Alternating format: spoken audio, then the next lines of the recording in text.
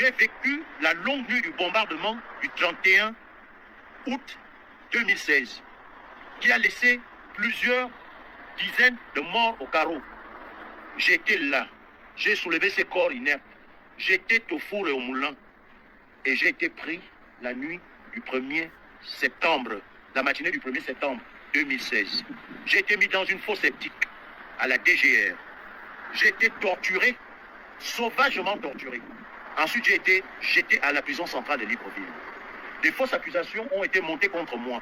Une arme de guerre de type Kalachnikov a été déposée dans mon chantier. Au tribunal, ce n'était plus la même arme, parce que mon deuxième pays, les États-Unis, avait demandé l'expertise de l'arme. Nous étions passés donc d'une arme de guerre type Kalachnikov à un fusil d'oiseau. Il n'y avait plus de chargeur, il n'y avait plus de balles. Le peuple gabonais était témoin. Des personnes ont été instrumentalisées pour m'accuser. Elles ont toutes refusé de porter cette croix le jour du jugement. Toutes les personnes qui avaient été instrumentalisées pour m'accuser ont toutes dit qu'elles ne me connaissaient ni d'Adam ni d'Ève. J'ai quand même été condamné à 6 ans d'emprisonnement ferme. 6 ans de ma vie qui sont allés en fumée. J'ai passé 6 ans. J'ai été torturé, sauvagement torturé. Alain Serge, mon frère, hier tu as pleuré, ton épouse et toi, lorsque je vous ai montré ma clavicule qui a une double fracture et je devrais en être opéré. La première fois que j'ai été torturé à la prison centrale de Libreville, c'était suite à un coup de fil passé par Karl Mindou Minzamba, qui colle à son frère Frank Ping. Le coup de fil a été intercepté par les services d'écoute de la présidence de la République gabonaise. Ils sont venus prendre Karl Mindou à 21 h dans la cellule où nous nous trouvions. Il a été sauvagement molesté, torturé. C'est quand ils l'ont ramené pour prendre le téléphone.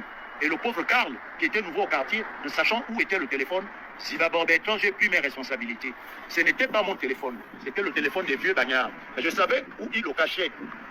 Et pour sauver la vie de Karl Mindou Minzamba, je suis allé prendre ce téléphone et il n'attendait que ça.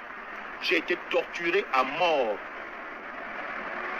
La deuxième fois, c'est des journaux qui ont été trouvés en possession de Landry Amiens Washington. Et j'ai pris sur moi. Et j'ai été sauvagement torturé. J'ai fait 6 mois au CBI, quartier insalubre, où vous ne saviez pas quel temps il faisait. Ni jour ni nuit. J'ai perdu 30% de ma vue. Le seul habit que j'ai porté pendant 6 mois était un caleçon.